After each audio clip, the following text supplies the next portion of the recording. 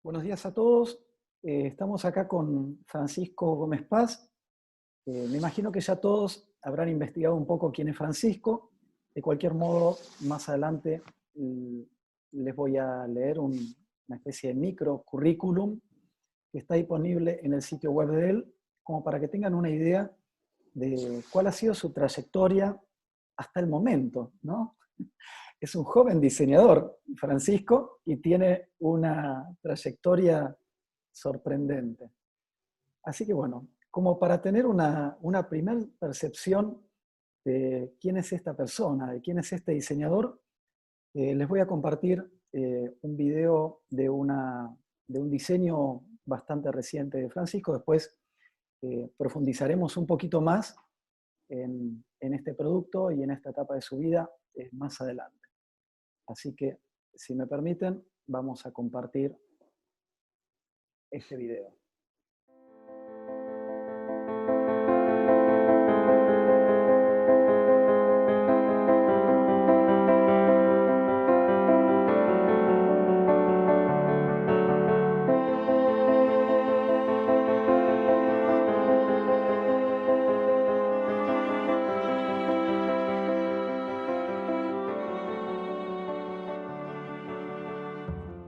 Hoy, en tiempos de la Revolución Industrial 4.0, ya no es más una utopía pensar que el proyecto, con sus valores y en su entera complejidad, pueda nacer, crecer y ser producido en situaciones lejanas de evolucionados sistemas industriales que soporten su desarrollo y su fabricación. Yo creo que hoy las revoluciones tecnológicas, la impresión 3D, el corte láser, el control numérico, la misma robótica, permite reportar ese poder de construcción a la persona, al individuo.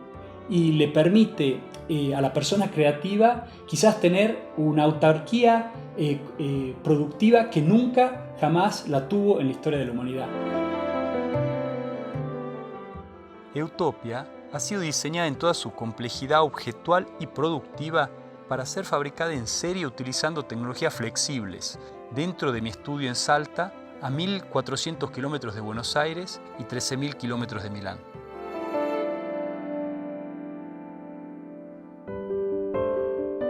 Paradójicamente, lo que podía parecer un escenario proyectual extremadamente limitado se transformó gracias al tiempo y a la experimentación en una situación de grandísima libertad creativa que me ha permitido traducir el lenguaje fuertemente connotado de las tecnologías underground en nuevos valores expresivos.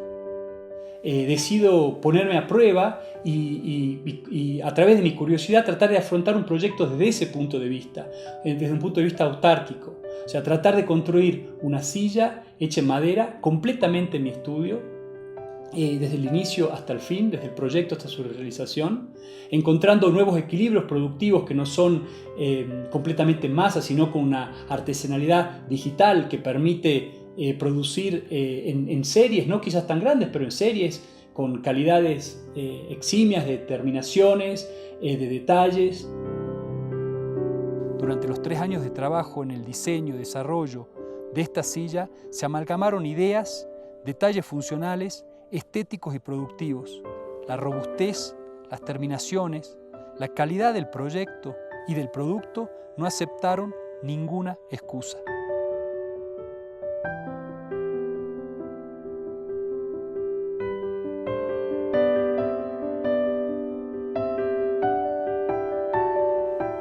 Mi silla está hecha con 4 planos de multilaminado de madera de 6 milímetros de espesor que trabajan intersectados entre ellos a sección a cruz por todas las bases, por las 4 piernas.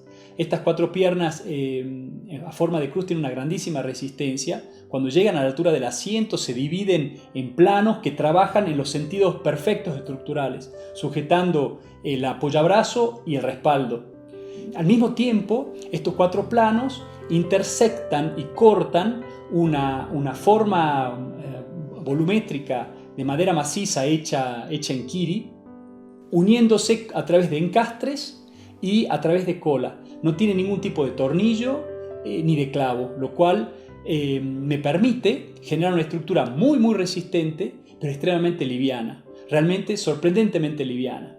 Llega a pesar solamente 1800 gramos, lo cual lo transforma en una de las sillas de madera más livianas al mundo.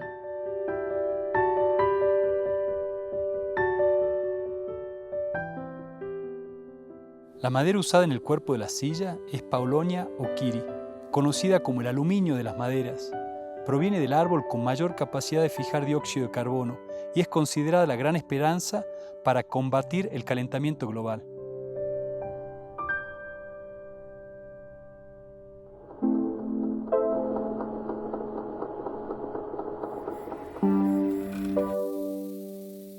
Todo esto hace de Utopia un producto rigurosamente industrial, a pesar de ser producida enteramente en el taller de mi estudio.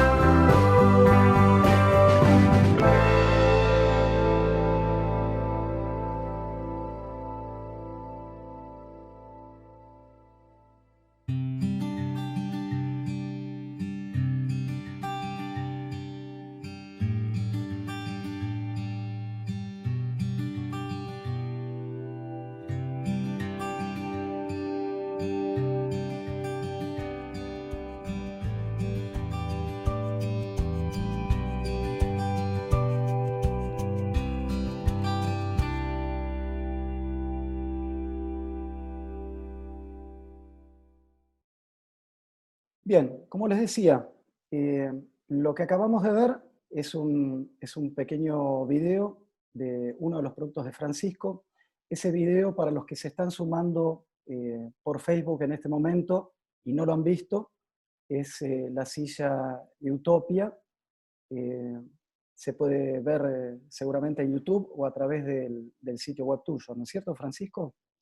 Sí, la pueden encontrar en Vimeo o también buscándola online, ponen video Utopia, silla Utopia Gómez Paz y van a encontrarla seguro al video. En Vimeo está el video definitivo largo, así que lo pueden ver ahí. Perfecto. Bueno, les leo un pequeño o micro currículum de Francisco como para que tengan una idea de la dimensión que ha alcanzado como diseñador. Interesante su origen, interesante cómo se desarrolla en la actualidad y cómo coexisten, tanto sea parte de su vida en Europa y parte de su vida acá en la Argentina, y cómo eso enriquece también el punto de vista y el enfoque personal que tiene sobre el mundo de los objetos.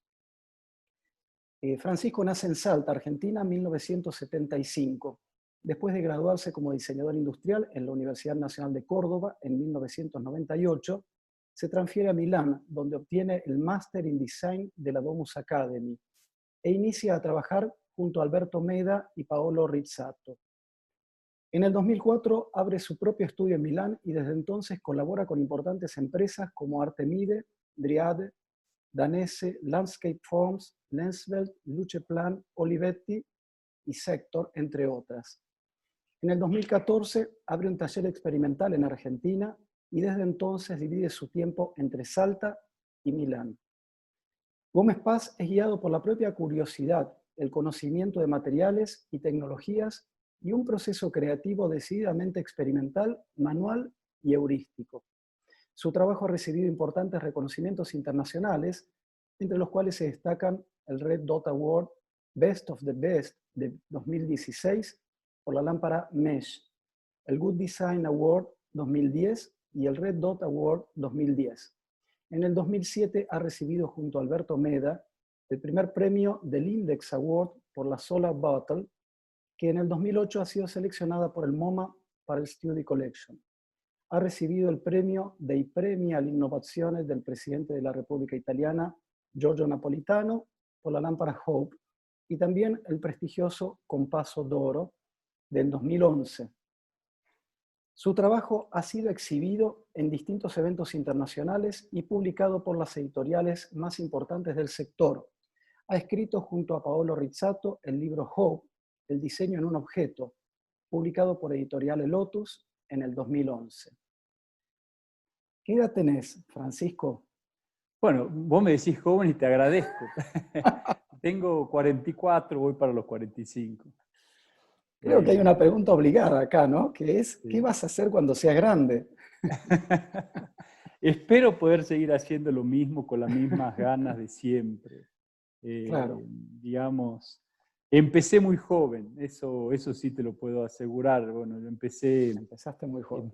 empecé muy joven, estuve en la escuela un año y medio antes, entonces terminé mis estudios en la escuela muy temprano, empecé en la universidad muy temprano y tenía 23 años y estaba llegando, 22 o 23 años, estaba llegando a Italia para hacer el máster en Domus. Así que Claro, empecé rápido, digamos. La vida me hizo empezar rápido. claro. ¿Cuál consideras? Yo tengo acá siempre una serie de preguntas, ¿no? Sí. Como guía, como para ir orientando un Sí. poquito las temáticas e hilvanándolas. ¿Cómo se inicia esta relación tuya con el diseño? ¿Sí? En Salta, ¿no? Sí. Porque sabiendo que estudiaste diseño industrial en la Universidad Nacional de Córdoba, ¿cómo llegás al diseño desde tu primera infancia? Yo creo que hubieron dos hechos fundamentales. Uno, una cosa que yo siempre digo y es difícil digamos, de darle la justa importancia. Yo creo que, yo digo que a veces uno puede ser poseído por la curiosidad. Y yo creo que de niño hasta el día de hoy, la curiosidad es lo que a mí me mueve. Entonces, desde muy chiquito yo no podía soportar, no entender cómo funcionaba un juguete que tenía. O sea, si tenía un autito, Claro. por qué doblaba para allá, cómo hacía el motor para girar las rueditas. Entonces, ¿qué hacía? Los desarmaba y los rompía. Rompí todos los juguetes que pasaron por el frente mío y ese fue mi modo de introducirme en el mundo de los objetos, ¿no? Yo era disléxico, en esa época no se sabía, me iba muy mal en el colegio y yo me encerraba en el mundo de los objetos, o sea, me encerraba, o me abría al mundo de los objetos. Claro. Entonces yo desde muy pequeño mostré una gran curiosidad por las cosas y entender cómo funcionaban. Esa es la matriz sobre la cual después fui poniendo el conocimiento, digamos. Y después, bueno, la suerte también tener un padre arquitecto, ¿no? Un arquitecto formado en una época en la Universidad de Córdoba muy buena, donde tenía una idea de la arquitectura muy seria, ¿no? Muy de mucho espesor. Siempre desde chico creo que escuché discursos de la creatividad o de cómo funciona el proceso creativo, ¿no? Sin darme cuenta, hoy me doy cuenta, digamos, de la importancia que tuvo eso en esta decisión. Entonces, cuando llegó la edad de decidir qué estudiar, fue casi natural. Se había apenas inaugurado la Universidad de Córdoba, diseño industrial. Mi hermana estaba estudiando arquitectura en Córdoba y ella fue la que me dijo, mirá, hay esta carrera nueva que se llama diseño industrial. Claro. ¿Qué es? ¿Qué es eso? Claro, claro. Y fue, bueno, me explicó, fue amor a primera vista. Cuando fue realmente un flash, cuando llegué a Córdoba, a lo que era poder dedicar mi tiempo a algo que me gustaba tanto, ¿no? Y bueno, claro. Así fueron mis inicios, esos fueron los motivos de mi inicio. Claro, ahí se permite ver como una cuestión de actitud, seguramente, que tiene que ver con este motor de la creatividad que se mueve dentro de cada uno, ¿no? Estas cuestiones de actitud, estas cuestiones de conocimiento, estas cuestiones relativas también a la curiosidad, ¿sí? Seguramente fueron como quizás impartidas o por lo menos aprendidas desde tus relaciones de familia y después estimuladas también en la universidad con los docentes que hayas tenido. Seguramente fuiste un alumno complicado en la universidad. Esos alumnos que demandan de los profesores más que los que simplemente digamos, se dejan llevar por la metodología que el profesor dispone para dar la clase. Así que bueno, una vez que terminaste la facultad, vos te movés a Milán. Fue casi inmediato.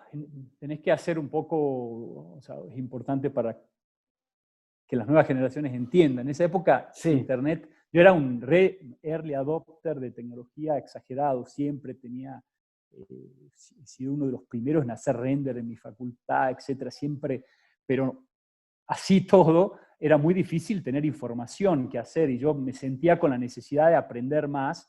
Internet no es lo que era hoy. Entonces, por un hecho casual termino yendo a Milán. Yo estaba tratando de ver dónde poder hacer mis estudios, continuar con mis estudios, estaba buscando diferentes lugares y gracias a la lectura de un libro que se llamaba La materia de la invención de Ezio Mancini, un libro el cual me gustaba mucho porque contaba un modo de hacer proyecto al cual yo creía. Y me decías recién que que eres un alumno difícil. Sí, fui un alumno difícil, en el sentido que no me voy a olvidar nunca en el cursillo de ingreso. Hoy me acuerdo y me da ganas de reír, porque tenía 17 años, porque empecé la universidad antes, y el profesor en el cursillo de ingreso nos quería hacer un ejercicio. Entonces, nos dice un ejemplo, yo levanto la mano y digo, pero eso no es diseño, ¿no? Claro, eso es forma, no es diseño, ¿no? De 16, 17 años. No sé de dónde o demandabas otra cosa. Sí. Eso no puede ser, eso es solamente una forma puesta a algo, no es.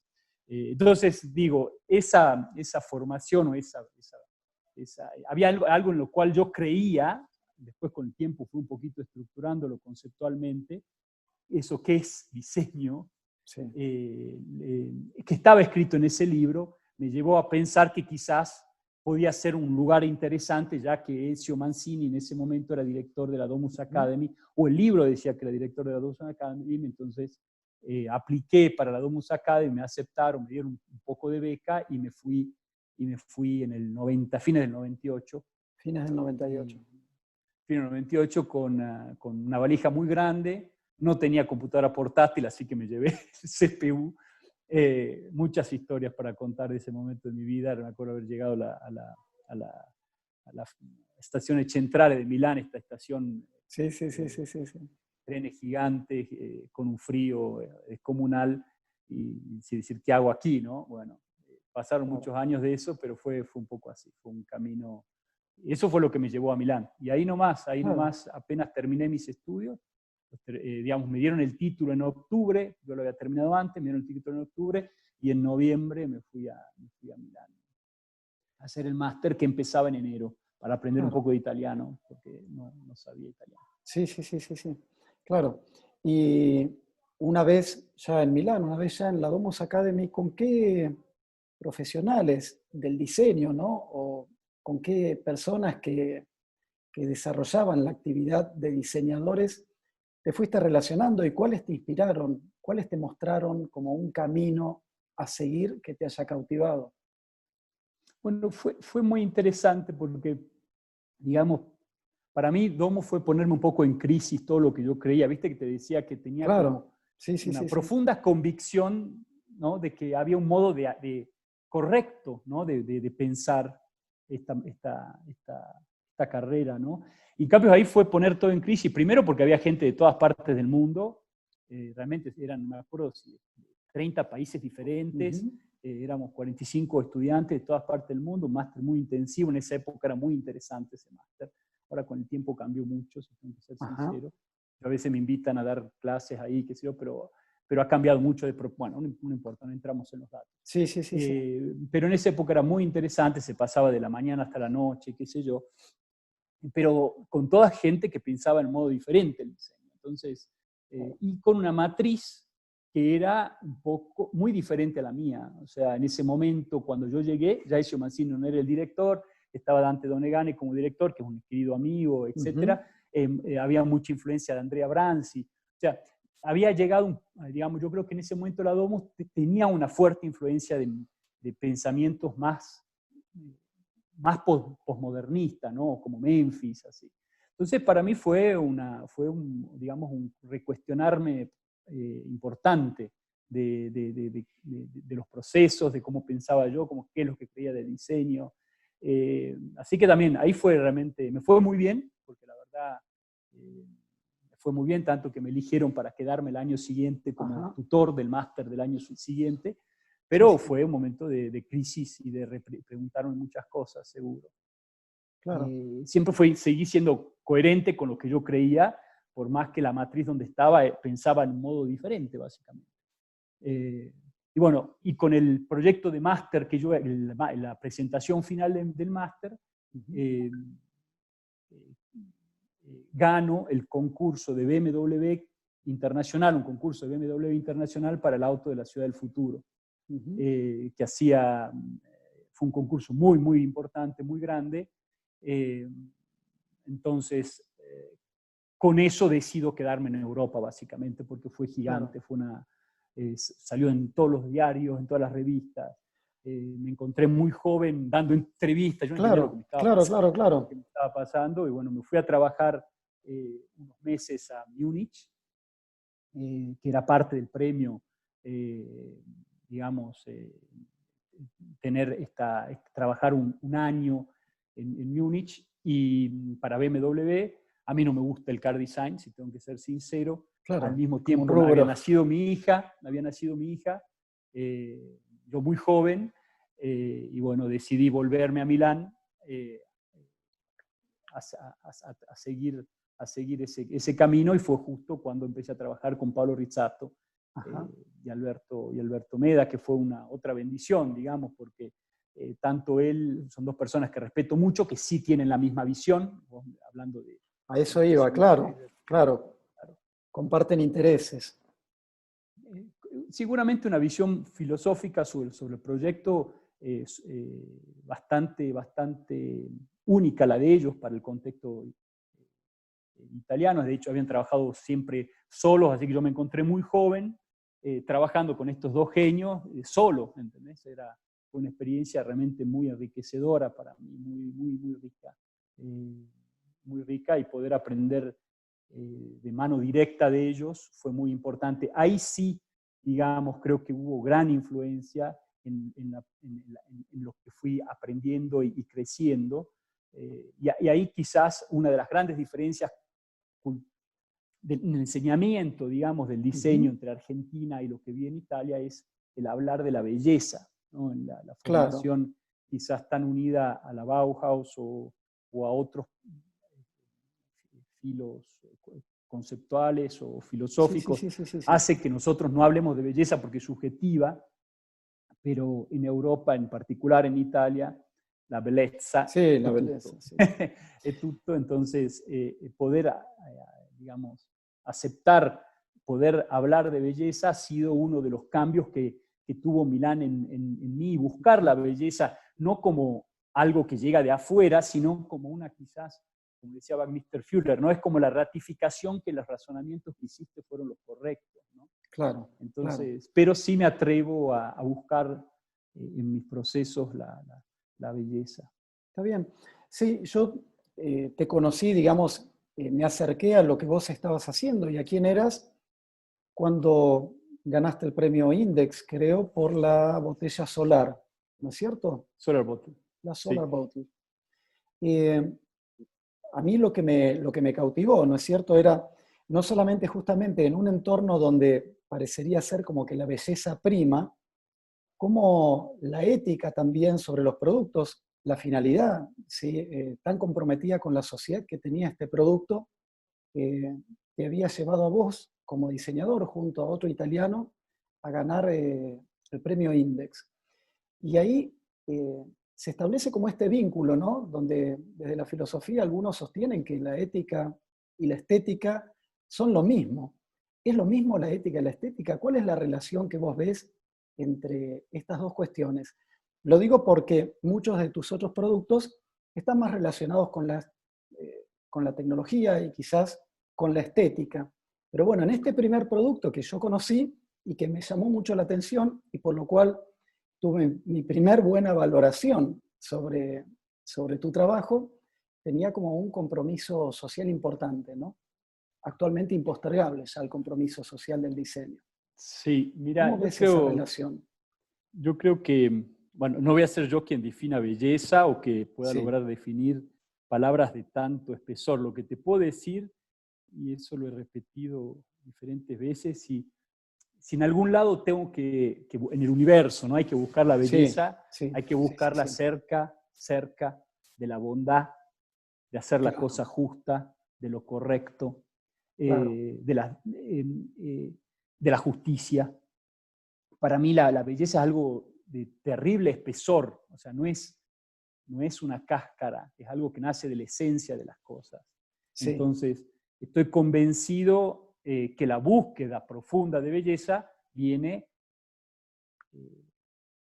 viene con la búsqueda de otras dimensiones que no es solamente la estética. En el caso de Solar Bottle, fue una oportunidad. Alberto Meda, no sé, seguramente sí, sí, ustedes lo estudian, o sea, para mí es uno de los más grandes diseñadores de la historia. Eh, es un grandísimo amigo. En su momento me propuso, había venido de África, había visto en primera persona el problema que ujú, había con el agua y me propuso que hagamos juntos, que desarrollemos un proyecto para tratar de ver, de resolver este problema. Ya claro, llegará al final de todo esto, o sea, porque es bastante más complejo que eso. Entonces nos pusimos libremente a pensar cómo podíamos aportar una solución. Encontramos un proceso de purificación de agua que se llama proceso SODIS, que no lo inventamos nosotros, pero que existía, y diseñamos una botella específicamente para utilizar ese proceso, para mejorarlo, que es una botella, digamos, de 4 litros, bastante grande, que tiene un espesor eh, muy fino, que permite recibir mucha... A ver, el proceso CO2, ¿qué hace?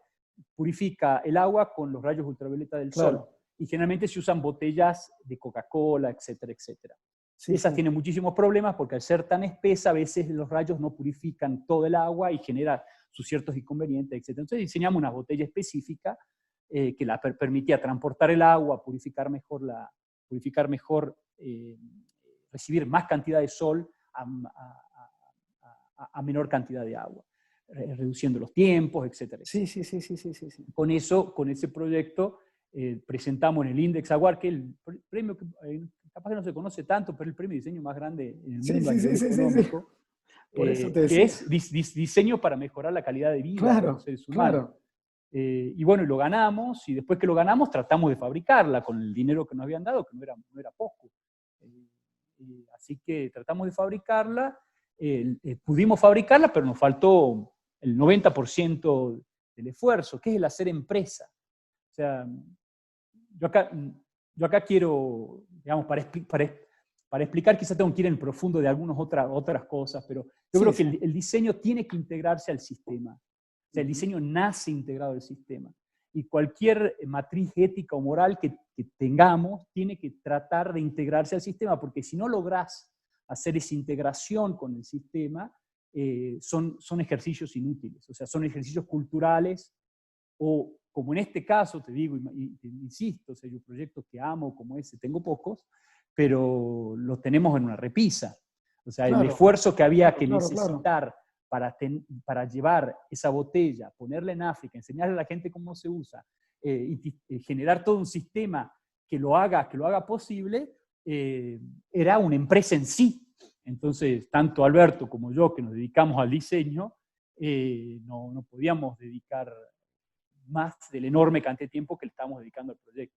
Claro, Entonces, no surgieron en su momento empresarios con visión, con esta visión, ¿no? Que yo creo que es el nuevo desafío de una emprendeduría, digamos, con una dimensión, tratar de encontrar nuevos modos de emprender que también tengan una dimensión más ética, donde el sí, diseño pueda aplicar su gran valor, porque si no es un ejercicio, ¿no? claro, claro, claro, claro.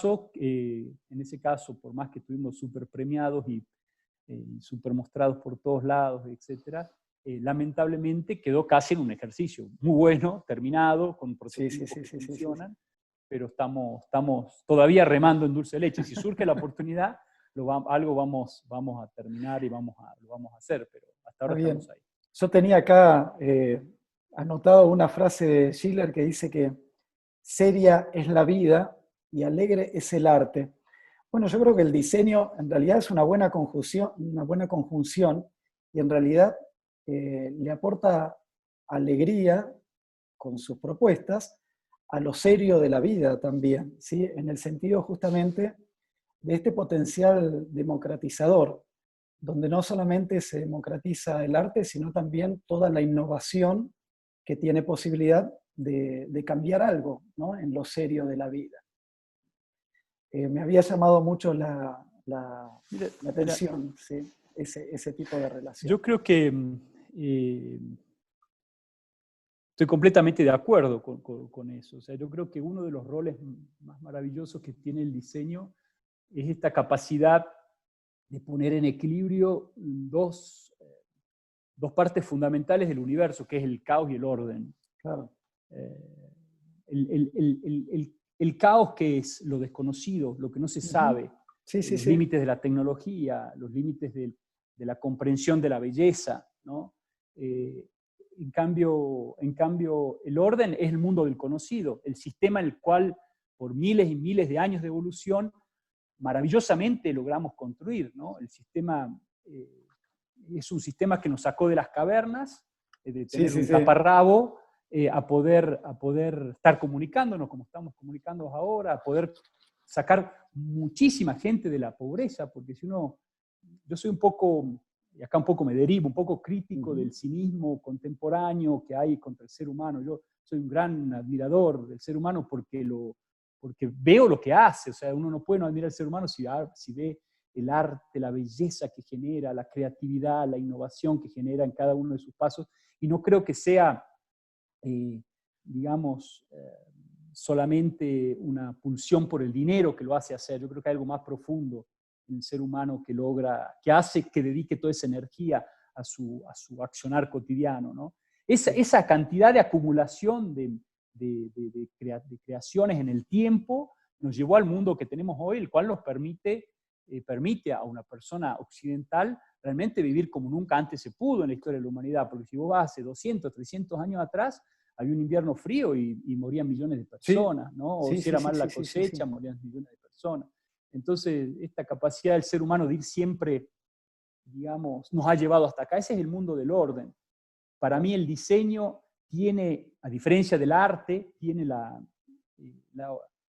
responsabilidad, digamos, de meterse en el mundo del caos, en la búsqueda de un potencial único, nuevo, o sea, meterse en el mundo del desconocido, encontrar algo con potencial y traerlo al mundo del orden, o sea, lograr reestructurarlo traducirlo para que el sistema que conocemos lo pueda incorporar y así, como decís vos, incorpore ya sea un poco de una sonrisa, incorpore un modo mejor de vivir, incorpore una nueva tecnología, incorpore el nuevo, ¿no? Y ahí es donde entra también mucho la belleza, porque la belleza es un instrumento fundamental para que el hombre acepte el nuevo. Claro. Miralo, disculpame, mirá la misma naturaleza. La misma naturaleza usa la belleza para la aceptación de cualquier elemento. Recién creo que lo mencionaste a Furler. Furler tiene una frase famosa que dice: yo no pienso en la belleza, pero si cuando termino mi obra no es bella, en algo me he equivocado, ¿sí? Y quizás justamente ese es el vector de aceptación del cambio, la belleza, ¿sí? Al fin y al cabo. Después quería preguntarte alguna cuestión respecto de cómo se define tu identidad cultural y qué lugar ocupa esta dupla de Salta y Milán en esta construcción, ¿sí?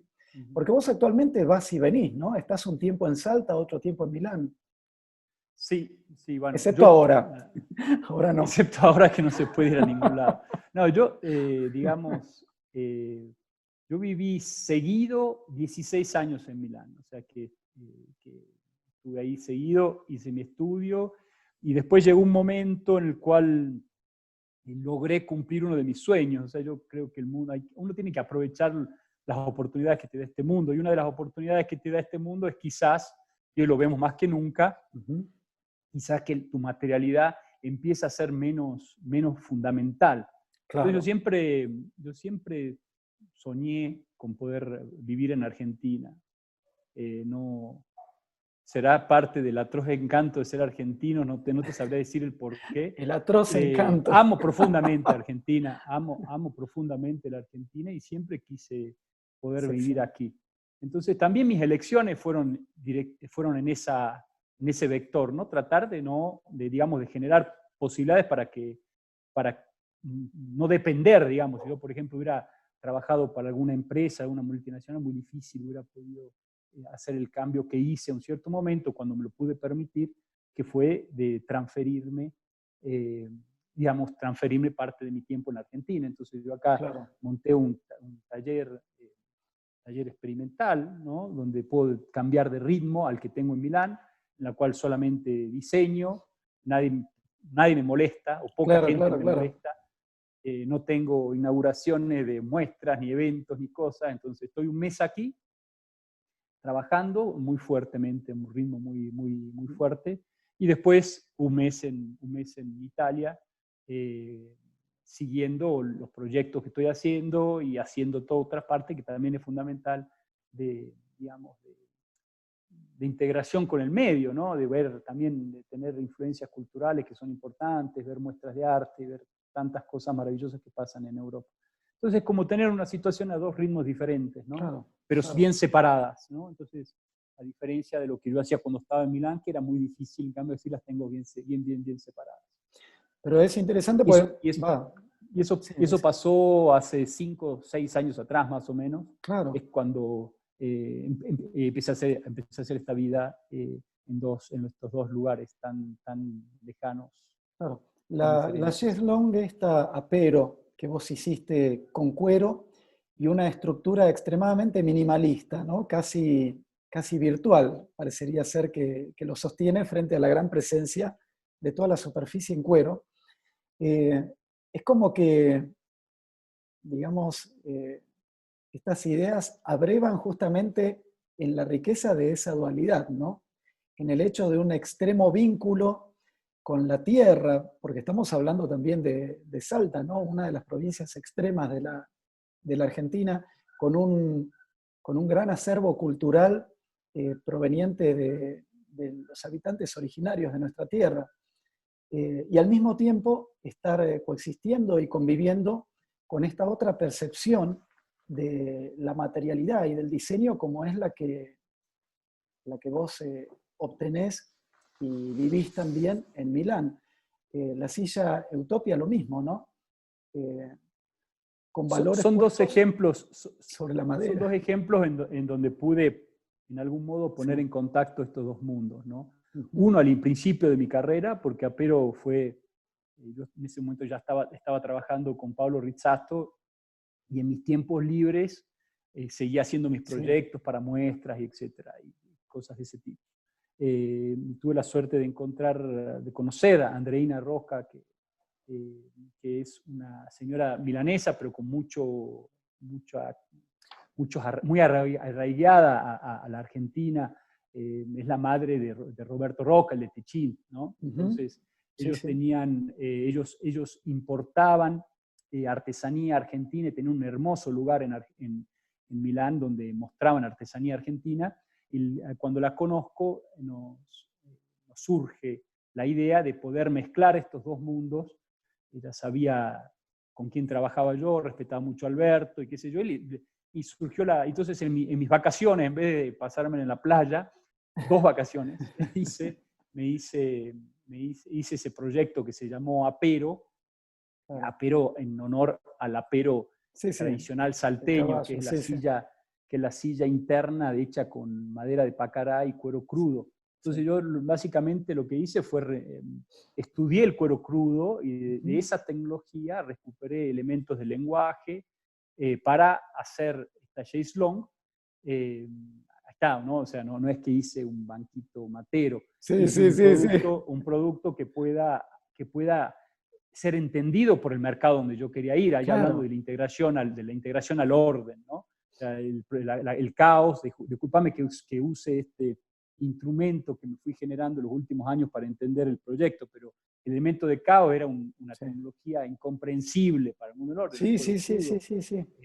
¿No? Entonces, el desafío era introducirlo en el mundo del orden en un mercado internacional, donde el gusto es muy refinado, donde la calidad tiene que ser eximia, etcétera, etcétera.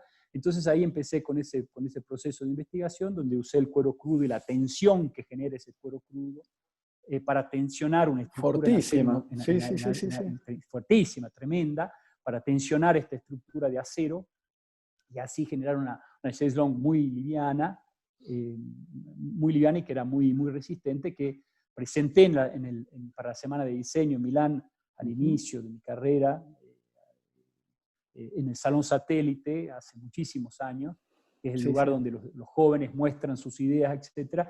Y gané el premio del Salón Satélite, empezamos a exportar a diferentes partes del mundo. Había sido, en ese momento, Domus nos dio 2 hojas de la revista Domus, ¿no? Que es la revista más importante de diseño del mundo. Para mí fue increíble. Y fue la posibilidad de unir estos 2 mundos que para mí son tan lejanos, ¿no? Y tan importantes. Claro. Muy interesante cómo el diseño puede generar estos vínculos de conexión que son muy potentes. En cambio, Utopia es otro proceso que nace con otra matriz, con otra intención. Si querés te la trato de contar, pero digamos, como te decía, yo soy un early adopter realmente de la tecnología y hace muchos años que uso control numérico, corte láser. Pero tenés el taller montado en tu casa, ahí en Salta. Yo tengo el estudio acá en Salta y en el estudio tengo un taller muy, muy, muy fuerte. O sea, para poder estar acá en Salta necesitaba poder prototipar cualquier cosa que yo necesite. Entonces tengo corte láser, control numérico, tengo impresora 3D, y todas las cosas que hoy cada vez está más aportada de cualquiera, tengo que decir, porque cada vez está más fácil de adquirir. Entonces, cuando yo voy a dar mis charlas, etcétera, en particular en Sudamérica y en Argentina, yo siempre decía, miren, al final, ¿viste? Uno cuenta sus proyectos y qué sé yo, y te puedo decir que está el entusiasmo de la gente, pero le queda la sensación, bueno, eso lo podés hacer porque tenés contacto con empresas fuertísimas y qué sé yo. Entonces parte de un mensaje positivo para las nuevas generaciones era, miren que hoy en día los cambios tecnológicos producen una oportunidad increíble, que yo no la tuve, mi generación no la tuvo. O sea, mi generación, si quería hacer algo, tenía que ir a una empresa, ¿no? En cambio, hoy se puede quizás hacer empresa con las tecnologías de producción flexible. O sea, hay una potencialidad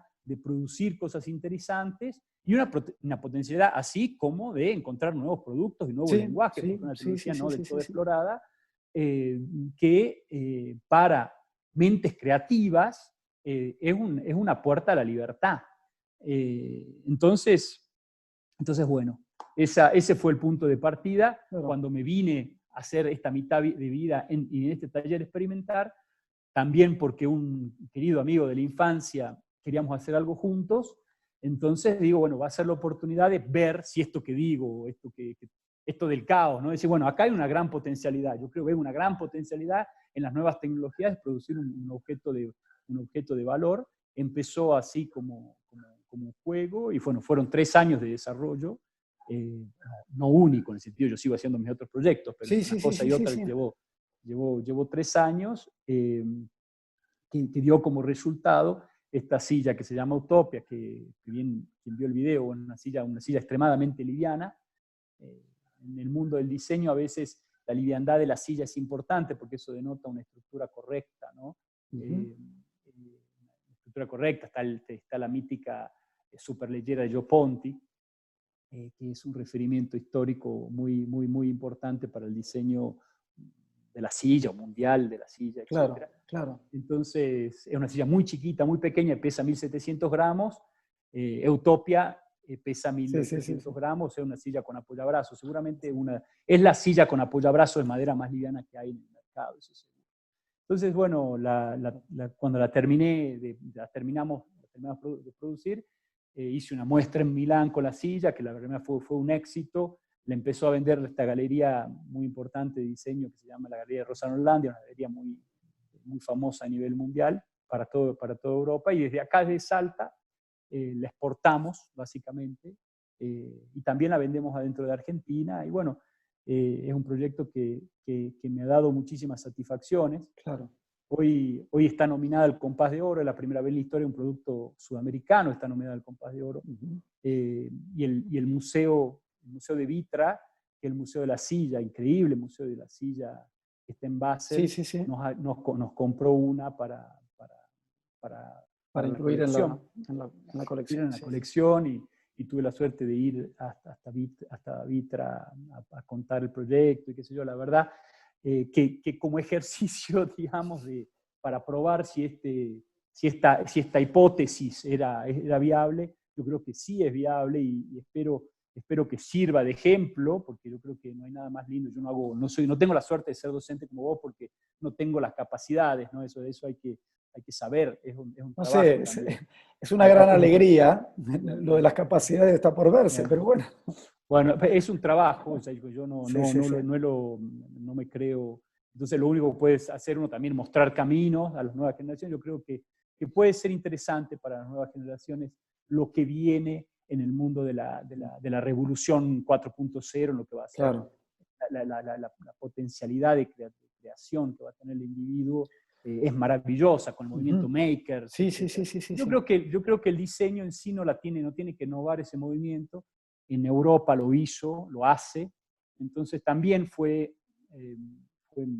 quizás por eso también la repercusión que ha tenido Utopia es porque ha logrado unir estos dos mundos que parecían que uno ignoraba al otro. En cambio, ¿qué pasa si las tecnologías del movimiento maker puede unirse al proceso de diseño en su espesor, en su complejidad, en su profundidad, en todas sus dimensiones? ¿Qué pasa si estas dos mundos se unen? Y el resultado fue esta silla, ¿no? Chicos, todos los que estén presentes en la charla, que quieren hacer alguna pregunta, escríbanla al chat y se la vamos pasando a Francisco. Por otro lado, Francisco, esta cuestión de tu intención para con los productos, esto que vos querés demostrar y querés plantear con la silla Utopia y su potencial, ¿no? ¿Cómo se relaciona con la cuestión de los clientes?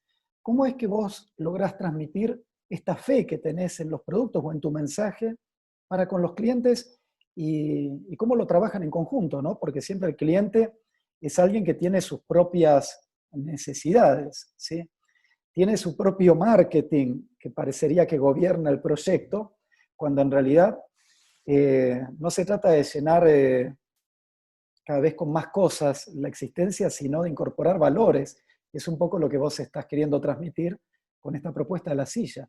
¿Cómo manejás esa relación? Bueno, digamos, eso no te lo enseña nadie, y es una de las partes más difíciles de hacer diseño. Claro. O sea, el diseñador, escúchenlo con claridad, no puede vivir solo. O sea, necesita la industria. Por eso se llama diseño industrial. Entonces, de hecho, que el nombre Utopia, y ahora se los cuento, yo nací en Salta y decidí ser diseño industrial. Yo digo que es una utopía hacer diseño industrial donde no hay industria. Claro.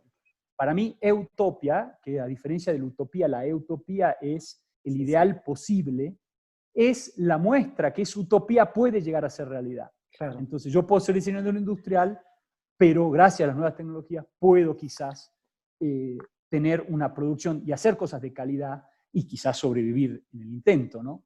Sí. Entonces, la relación con la industria es fundamental. O sea, si no es un acto cultural, que si no, quien integra el orden, digamos, la creatividad, al final de cuentas, es esa relación con la industria. El que lo va a poner en el mercado, le va a poner el precio justo, lo va a fabricar, va a hacer la inversión que hace falta para fabricarlo y va a venderlo en miles de piezas, para que vos cuanto más piezas vendés y estás haciendo algo de valor, mejor para la gente, ¿no? Entonces, sí. Eso no te lo enseña nadie y es extremadamente difícil. Claro. Para mí también fue muy difícil. Fue un trabajo de hormiga de mucho tiempo, de mucha coherencia, en lo cual fui construyendo una imagen muy coherente con mi modo de pensar. Quien a mí me busca sabe cómo yo pienso, ¿entendés? Entonces sabe que conmigo va a hacer un cierto proceso. Claro. Y quien me busca por eso. Y tiene que estar dispuesto a hacer el esfuerzo necesario. O sea, muchos quieren hacer una otra Hope. Sí, Bueno, sí, pero... Llevo 3 años de trabajo. Claro. ¿No? Y empezamos de aquí y gastamos un montón de energía hasta llegar acá. Entonces, yo eso, apenas tengo un encuentro con un cliente, le digo, yo pienso así, esta es mi visión del diseño, y si estás dispuesto a correr el riesgo enorme, ¿no?, de seguirme, vamos. ¿Quieres arriesgarte? Tengo la suerte de tener proyectos que han tenido mucho éxito en el sí. mercado, porque, ojo, que esta es otra cosa que a mí me hace reír, ¿no? Escuchar diseñadores contra el mercado es como escuchar diseñadores, o sea, no sé, aviadores contra los aviones. O sea, claro. Para mí, depende cómo uno percibe lo que es el mercado. Para mí, la palabra sí. mercado suena horrible. Suena horrible. Pero si yo me pongo a pensar que el modo que generó el ser humano para intercambiar valor entre otro ser humano es el dinero, entonces porque ya no te doy mi tomate, no te doy mi tiempo, te doy el dinero, para mí no hay nada más digno que obtener, digamos, de otro ser humano que me compre un producto o algo a lo cual yo le dediqué mucho tiempo y energía. Entonces, porque al final de cuentas no me está dando dinero, me está dando el tiempo que necesitó para ganar ese dinero, entonces me está dando su tiempo. Entonces, para mí, la aceptación de mi especie, digamos, de mi otro ser humano a mí, es poder que compren algo que yo hice. Es algo totalmente maravilloso, que no entiendo cómo le puede generar a alguien, le puede molestar, digamos, ¿no? Claro. Más porque, digamos, todo el esfuerzo de la innovación es una lucha importante, ¿no? Lo que vos mencionabas recién, que la lámpara Hope le llevó mucho tiempo de desarrollo. Inclusive en algún artículo leí que hasta último momento la cambiaste, ¿no? Porque te parecía que no iba definitivamente, o que no era lo que debía ser esa lámpara, y cambiaste a último momento. Digamos, como cliente hay que estar dispuesto a seguir justamente la fe del diseñador. Una cosa digo, yo no tengo caprichos, ¿no? Yo no soy un diseñador caprichoso, jamás lo he sido, pero tengo, digamos, necesito en algún modo poder tener, digamos, el palito de la orquesta, ¿no? Claro, hay momentos en los cuales uno comprende que lo que está haciendo está mal y necesitas poder variar. Y eso en Italia, tengo que ser sincero, el marketing no existe. El marketing no existe. O sea, quien logra, digamos, quien rige el proyecto es seguramente la mente del diseñador con el acompañamiento de la industria. Y eso es muy interesante, no existe. Entonces, en ese caso, en el Lámpara Hope, sí, veníamos de un proceso de investigación muy complejo de tratar de hacer una lente Fresnel con inyección, lo cual condicionó muchísimo la forma de lo que estábamos haciendo a nivel estético, y teníamos que lanzar los moldes eran carísimos. El primer proyecto para esta empresa que se llama Lucheplan, que yo había conocido en épocas de estudiante, y me recordaré siempre que llegué a mi casa, le conté a quien era mi novia, que después fue mi mujer, le digo, tengo un sueño, yo quiero trabajar con esta empresa, algún día en mi vida, porque expresaba por todos los poros lo que yo creía que era el diseño. Claro. Y cuando me toca hacer mi primer proyecto para ellos, el primer proyecto era Hope, y estaba a meses del Salón del Mueble, y con este proyecto que a mí no me gustaba, y que tenían que lanzar los moldes el día lunes, y me lo estaban mostrando el viernes, ¿no? Porque si no, no llegábamos para el Salón del Mueble. Y para la semana de diseño, que suena mejor. Claro. Entonces, en ese momento, decidí, en mi pequeño laboratorio que tenía, y ahí voy a ir a tratar de responderte la pregunta anterior, en el pequeño laboratorio, ¿qué hacer? ¿Cómo haces para convencer a un cliente? O sos un carismático increíble y y Sí, tipo sí, sí, sí, gurú sí, que sí, te sí, logran sí. creer. En esa época yo realmente era una de mis primeras empresas grandes que me daba una oportunidad tan grande. ¿Qué hice? Yo descubrí con el tiempo que tener un taller que me permitía realizar experimentaciones rápido y para mostrar el resultado era muy potente. Entonces agarré, hice una alternativa diferente a la que había hecho la oficina técnica de la empresa por 2 años, y el martes dije, el lunes desaparecí de la tierra, nadie me podía contactar, el martes ya tenía el prototipo y le digo, vengan a mi estudio, veamos, y esto creo que nos va a resolver todos estos problemas. Y Claro, tuve la claro, suerte que claro. el empresario, al ver el objeto, dijo, no hay discusión posible. La oficina técnica, digamos, el departamento técnico de la empresa me odió por unos cuantos meses, después se le pasó, pero me odió por unos cuantos meses, y bueno, y tomamos ese camino, y bueno, después Hope fue el éxito que es al día de hoy, ¿no? Es uno de los Sí, sí, bestsellers sí, de la sí, sí, sí, empresa, sí, sí. y un Sí, proyecto sí. que ya tiene 10 años. No, no, pero se ha transformado también en una especie de ícono por la tecnología que estás utilizando y el concepto, ¿sí? Esa esperanza de luz que transmite Exactamente. la lámpara. Acá, bueno, están lloviendo las preguntas. Yo después te las voy a pasar porque no va a haber tiempo para responderlas a todas. Buenísimo responder preguntas, me encanta. Por eso, después yo te las paso y si querés la podemos continuar en el chat en Facebook o en algún otro lugar. Pero bueno, acá Santiago pregunta, ¿en qué entornos o conceptos buscas inspiración para tus diseños? Yo digo, bueno, en el momento de tener que bailar la música, a veces la música no es la que uno espera, pero ¿cuál es la música que más te gusta bailar? La música que la podríamos definir como de súper tecnología y novedosa, o te gusta más lo telúrico y relacionado a la Pachamama. Me refiero, esa inspiración, ¿de dónde viene, digamos? ¿La buscas No, por lo tecnológico o tratas de irte un poco más a la yo tierra?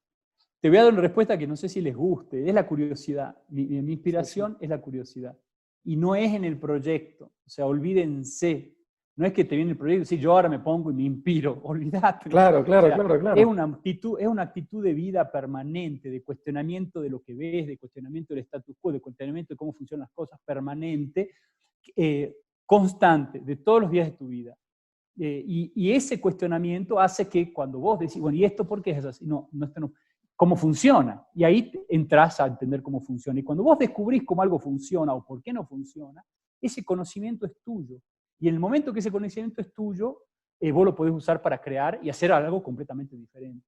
Entonces yo creo que ¿a qué me inspiro? Exactamente a eso, a una actitud de vida Claro. permanente, y las influencias son siempre muy lejanas al diseño. ¿Sí? El diseño ya es la comida lista, ¿no? O sea, uno si se inspira en diseño, si son ideas que ya llevan 4 años de desarrollo, 3 años de desarrollo, ya estás lejos, años luz. Si no, me inspiro más en el arte, o sea, o me da más curiosidad el arte, Ujú. un museo de ciencia y técnica, Claro. eh, Sí, sí, sí, sí, sí, sí. viaje, eh, seguramente son otras cosas. Pero es una Está actitud bien. permanente, eso yo les aconsejo, cultiven su curiosidad. Y yo dedico mucho tiempo a hacer cosas que la gente dice, vos estás loco de la cabeza. ¿Entendés? O sea, y créanme que cada vez que yo dediqué tiempo a descubrir algo que parecía en ese momento absurdo, después en algún modo cayó sobre un proyecto en algún modo interesante. Claro. Eh, entonces yo creo que es fundamental dedicar tiempo a saciar esas curiosidades. Sí, sí. Sí, acá hay muchas preguntas también sobre tu formación en Argentina y tu formación allá en Uh-huh. Italia. Si son compatibles, si no son compatibles, digamos, si se contraponen. Yo creo que acá en la cuestión de esta creatividad que vos mencionás, ¿no? Esta curiosidad, esta investigación, por un lado tenés la cuestión de actitud, de conocimiento y de imaginación, que eso es lo que vos controlás, pero después hay otras cuestiones que uno no controla y en las cuales está inmerso, ¿no? Que es el hábitat, la cultura y el contexto. En Uh-huh. estas dos relaciones, ¿no? De entorno y persona, el hecho de haber estudiado una parte en Argentina y otra parte en Milán, ¿cómo sentís que se amalgaman? ¿O dónde hay encuentros o diferencias? Bueno, un poco ya lo Sí, fui ya un como poco se habló. diciendo en el sentido que yo creo que la formación, al menos la formación que yo tuve en Córdoba, fue excelente, fue muy buena. Ujú. Tuve la suerte de tener algunos profesores muy buenos. Eh, Hay una matriz en Córdoba, particularmente del interior de Córdoba, de muchos estudiantes que vienen de una zona metalmecánica pesadísima de la Argentina, con muchos conocimientos de escuelas técnicas, etc. Yo tenía compañeros que sabían mucho de tecnología. Entonces yo creo que en Córdoba, puedo decir, yo no sé cómo será en Buenos Aires, o sea, yo creo que se sale de la universidad sabiendo hacer cosas, ¿no? Claro. Con una experiencia tecnológica, si bien no de última tecnología, pero que funciona en el sentido mucho más profunda que otras universidades. Sí. Lo que sí hay se trascura, no se cuida. Ujú. Quizás lo que yo diría la integración con el orden. ¿Por qué, creo yo? ¿Qué es la integración con el orden? O sea, ¿cómo integrar eso al sistema? Claro, ¿no? claro, claro. Quizás porque en Argentina es un país difícil para el sistema, o sea, es difícil para quien quiera hacer algo para hacer industria. Es muy difícil Argentina para hacer industria. De hecho, que me ha tocado estar en este museo, discúlpame mi memoria, pero hay una fundación que junta todos los diseños argentinos, todos los diseños históricos argentinos. Si te viene vos el nombre, la conocés, pero a mí en este momento se me va de mi Sale memoria. Itza, pero no. Itza es. Algo así. Bueno, la Sí. cuestión es que si vos ves los objetos que hay ahí, son objetos muchos interesantes y que en cualquier parte del mundo hubieran hecho empresa. O sea, ¿qué significa? Sí. Hubieran generado empresas importantes. O sea, muchas de las empresas italianas empezaron con un producto así. O sea, una BKF no la tiene cualquier empresa. Claro. Entonces, ¿por qué Argentina no logró, generar empresas a la vuelta del diseño importantes? Es una pregunta que nos tenemos que hacer como nación. Entonces yo creo que falta esa capacidad de integración con el orden y una dimensión y de una profunda reflexión de la dimensión estética. Esas son las dos críticas que le puedo hacer digamos, a la formación que yo tuve, que sí, bueno, fui aprendiendo quizás en el hacer mestiere, en el hacer profesional y en mi contacto con Europa, digamos, ¿no? Claro. Vos pensás, acá hay otra pregunta que, bueno, tiene que ver con la situación contextual ahora, ¿no? ¿Vos pensás que esta pandemia eh, va a cambiar de alguna manera o intervenir de alguna manera en estos procesos de los cuales vos recién estabas hablando? Si la industria 4.0 se podrá nutrir de alguna manera de esta situación que estamos viviendo ahora, donde cada uno se transforma, digamos, en un polo independiente que puede llegar a generar partes de algo, ¿sí? De producir, como lo que vos estás haciendo con la silla, ¿no? En tu taller. Mira, Sí. yo espero que esta pandemia sea un paréntesis chiquito en nuestra historia que nos deje algunas lecciones. Yo no espero, sinceramente, Claro. espero que no sea algo para quedarse, porque si la vida que nos va a proponer, seguramente no. Digamos, vamos a encontrar una vacuna, estamos todos volviendo a valorar el ser humano, ¿no? Estamos todos esperando algún ser humano, que va a ser algún ser humano, porque no va a ser más que otro de nuestra especie, que habrá dedicado toda su vida a estudiar, a hacer pruebas y qué sé yo, y todo un sistema que le permitió que toda su vida se dedique solamente a estudiar cómo hacer una vacuna, logre descubrir cómo hacer una vacuna a esto, vamos a volver a nuestra vida normal. Y bueno, y ahí van a volver a aparecer los antivacunas, a quejarse de las vacunas, pero bueno, eso es un tema aparte. Digo, si eso se resuelve, espero que sea un paréntesis y que nos deje enseñanzas más que otro modo de relacionarnos o sea, me parece que la industria 4.0, a pesar, digamos, del COVID, tiene algo para contar en el futuro. Claro. Tiene algo para contar. Y con el COVID en particular, fíjate cómo todos los makers del mundo están haciendo máscaras, protectores y respiradores. O sea, tiene una potencialidad ese modo industrial difuminado en el territorio, ¿no? Sin que es bastante nuevo, innovador. Se han establecido muchas redes que subsistirán aún después del COVID, ¿no? A raíz de la existencia del virus y de la necesidad de poder proveer todos estos dispositivos. Lo que me gustaría que nos deje esta experiencia es que nos haga, insisto, que nos haga un poco más agradecido de lo que vivimos, del tiempo que vivimos. Yo creo que el diseño tiene que tener como matriz para partir de ese agradecimiento. O sea, claro, uno no puede no valorar todo lo que hicieron para que nosotros vivamos como vivimos. Esa reflexión yo creo que nos lo deja este tiempo cuando ese sistema que parece tan evidente y tan lleno de defectos, lo estás anhelando porque no lo podés tener. Como ha pasado en otras épocas en la historia, donde en realidad lo que pasaba era que había una guerra mundial y que la gente tenía que ir a la guerra a matar a otro. Sí. O había un loco que se le había ocurrido que era una raza superior. Y sí. Entonces digo, esas cosas han pasado y los tiempos que nos tocan vivir a nosotros son muy interesantes para la creatividad. Empecemos desde ese agradecimiento. Y yo creo que este momento nos deja ver un segundito, ¿qué pasa si se nos cae una pata de esta mesa? Sí. ¿Y qué permite que esta mesa esté en pie? Yo creo que es el trabajo de muchas personas que no hacen las cosas todos los días solo por el dinero, sino por algo más, creo yo. Sí, este distanciamiento nos obliga a tomar una perspectiva diferente sobre la vida que llevamos, ¿no? y el mundo del diseño que también estamos desarrollando.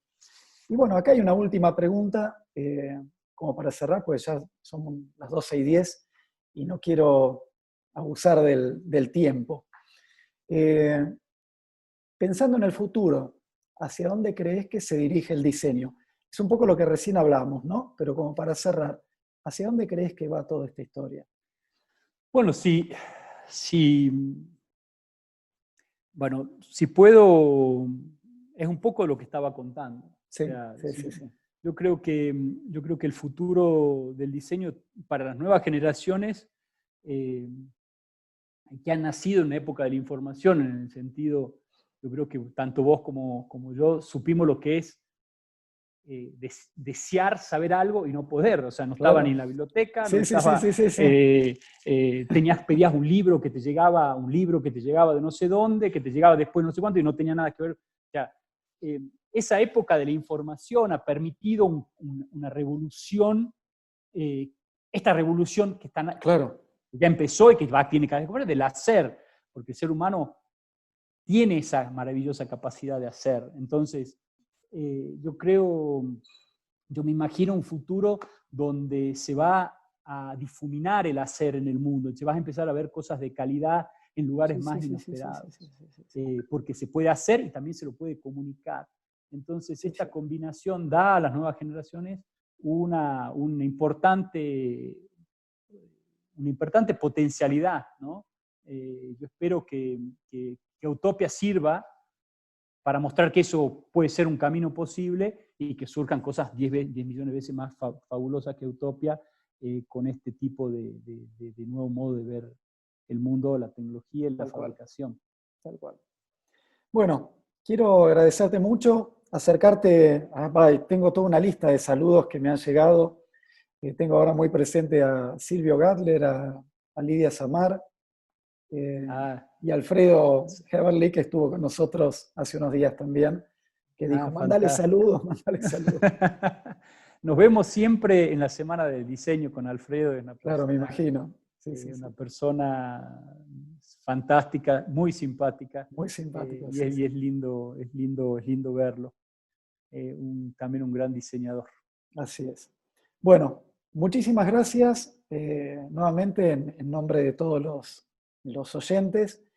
Y como decíamos, bueno, este video después lo vamos a compaginar y va a quedar en Facebook y en YouTube durante un tiempo, por lo menos durante el tiempo que dure esta necesidad y esta oportunidad de vincularnos más a partir de todo lo que son los medios sociales. Porque la verdad es que en otro momento hubiéramos requerido una situación presencial, ¿no? Que vos vinieras a FADU, que seguramente aparecerá la oportunidad. Pero bueno, el hecho de estar tan hipervinculados actualmente por todos estos medios nos acerca oportunidades fabulosas como justamente poder estar charlando con vos en este caso. Así que bueno, muchísimas gracias. Muchas gracias a ustedes, Francisco. es una alegría haber podido charlar con ustedes y bueno, le deseo lo mejor y mucha fuerza y energía en este maravilloso desafío que es ser diseñador industrial a todos. Un abrazo. Bueno, muchísimas gracias. Hasta luego. Chao, chao, chao.